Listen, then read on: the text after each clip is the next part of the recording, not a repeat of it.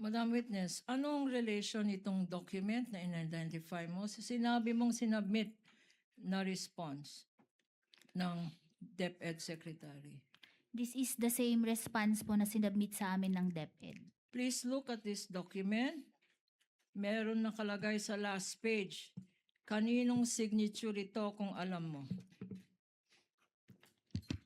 Kay Attorney Michael Wesley T. Powa po. Attorney Michael. Who is this Attorney Michael Poa?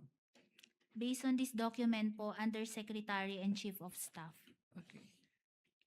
Why are you familiar with his signature? Dun po sa dalawang documents na na-evaluate ko, pareho po yung signature niya dun sa dalawang transmittal letters po.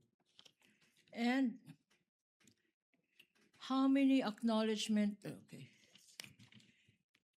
What were the attachments, if you recall, to this response of the DepEd?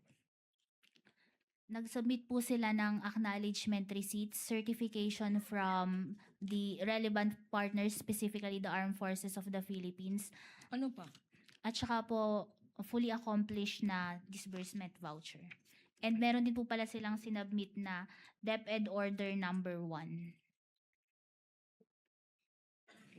You mentioned na may attach sa response na acknowledgement receipts for the first quarter and for the second quarter by the DepEd. If shown to you, will you be able to identify them?